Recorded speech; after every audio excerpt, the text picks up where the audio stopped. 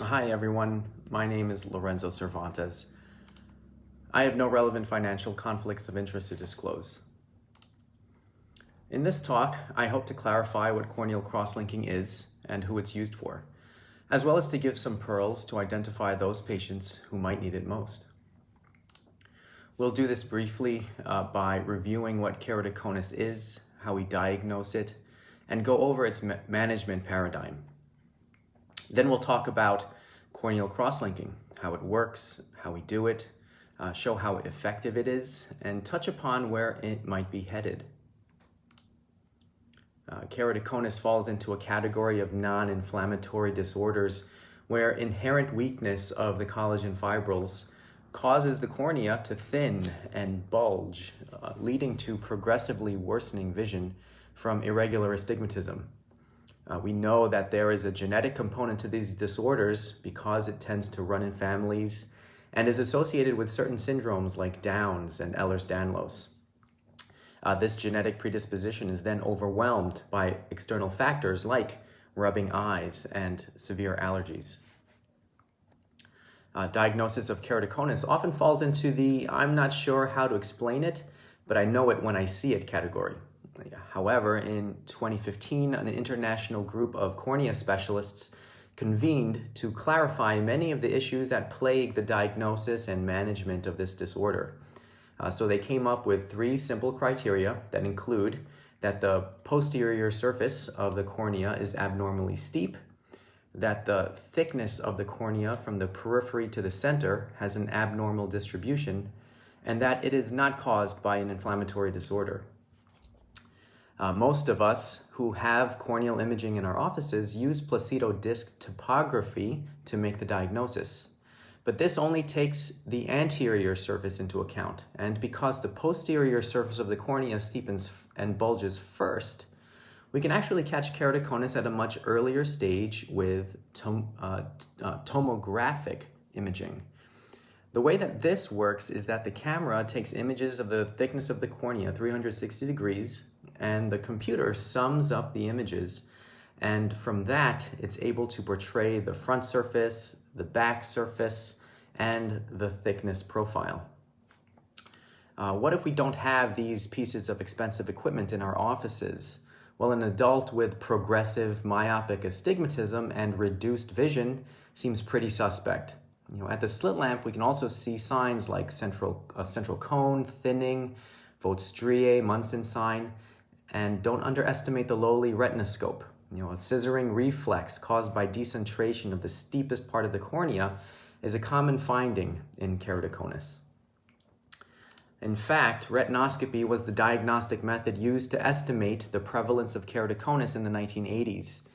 However, in the current era of screening for ectasia prior to laser refractive surgery, now we're diagnosing keratoconus well before clinical signs become apparent.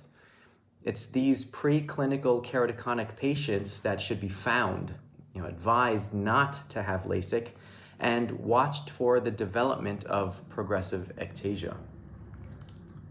So a patient with keratoconus gets referred to me, what's the discussion I have with them? I tell them that there are 2 parts to managing keratoconus. There's vision, which can be either good or bad, and there's stability, which can be either stable or progressive. So you can have stable keratoconus with good vision, stable keratoconus with bad vision, or progressive keratoconus with good vision, or progressive keratoconus with bad vision. However, none of the vision-related treatments deal with progression. Corneal crosslinking is the only approved intervention to stop the progression of corneal ectasia. Progression defined as a consistent change in at least 2 parameters, including the steepening of the anterior and posterior corneal surfaces, progressive thinning, or an increase in the rate of corneal thickness change. Although tomographic imaging makes progression so much easier to document, keratometry, pachymetry, and the inferred changes causing progressive myopic astigmatism are things that most of us can measure in the office.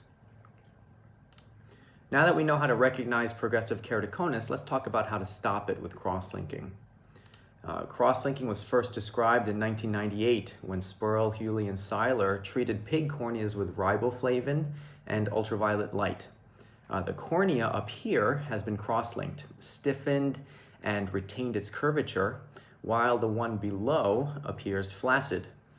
Here on the right, the central part of this cornea has been cross-linked, causing it to appear smooth and stiff compared to the other cornea. Now in 2003, the same group reported their results in applying this to human keratoconic corneas, where all 23 eyes stopped progression and actually 16 regressed. We'll go into more detail about their method, as this is what we perform in the United States today.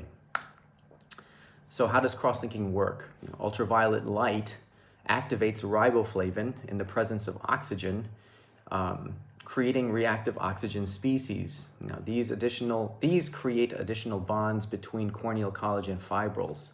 And the more bonds, the greater the shear strength that's holding these collagen fibrils together. All right, let's go over how we do this.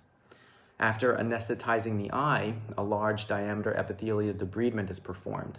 Riboflavin is then dropped onto the eye every 2 minutes for 30 minutes.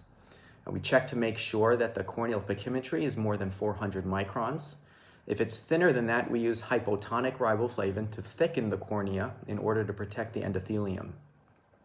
We then check to make sure the cornea is saturated all the way through, which is confirmed by seeing the glowing riboflavin flare in the anterior chamber.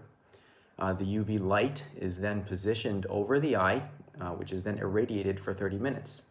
We finish by placing a contact lens on the eye until the epithelium heals and use appropriate post-op drops. So how well does cross-linking work? Fortunately, it has a long track record of success internationally that far exceeds our use here in the United States. Here are the results from the phase 3 clinical trials that led to the approval in the United States in 2016 for the treatment of keratoconus. Now, this bar graph on the left shows that at 1 year, 88% of treated eyes either had a reduction of their maximum keratometry or Kmax reading or were stable. This line graph on the right shows that after treatment, we will typically see a worsening of the Kmax at 1 month, almost like continued progression, but the Kmax will start to decline. And on average, Kmax improved by 1.6 diopters at 1 year, versus a worsening of 2.6 diopters at 1 year in the control group. In the United States, the other indication aside from keratoconus is for ectasia after refractive surgery, like LASIK.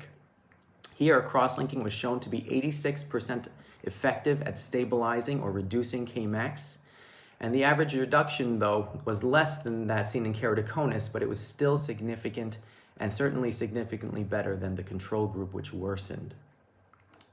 So what does this mean for our patients? A cost-effectiveness study by Salmon in 2015 suggested that if cross-linking could stop keratoconus before it became significant, the quality of life of the cross-linked patient would be pretty much the same as someone with normal eyes, because they would not suffer the morbidity of vision impairment or further surgical intervention. Interestingly, groups in Norway and the Netherlands looked at the rates of keratoplasty before and after cross-linking was introduced in their countries, and both found a 25% reduction in the number of transplants done in each country in the years following cross-linking adoption. What are the risks of cross-linking? With all these good things, what do we have to worry about? Most of the problems related to cross-linking relate to the epithelial defect. Delayed healing and keratitis can cause permanent scarring, and several cases of rapid onset ulceration and perforation have been reported in brittle cornea syndrome. Patients should also be alerted that progression after cross-linking will occur if they continue to rub their eyes. Because many of the adverse events relate to the epithelial defect, much work is being done to eliminate this step. Riboflavin doesn't penetrate the epithelium well, so devising methods to permeate the epithelium without removing it are being investigated. These methods of what's called epi-on crosslinking have mostly been shown to be inferior to the epi-off procedure that we just discussed. Trying to make the procedure shorter is another goal. If we can intensify or accelerate the ultraviolet exposure or use oxygen more efficiently, we might be able to perform crosslinking in a few minutes rather than over half an hour. In summary, collagen crosslinking is the only FDA-approved treatment for progressive keratoconus and ectasia after refractive surgery, which is most easily diagnosed with corneal tomography. Crosslinking is very effective at stopping ectatic progression, thereby serving as the ultimate anti-keratoplasty procedure. I thank you all for your attention, and I hope to see you all in person one day soon. Thanks again. Peace.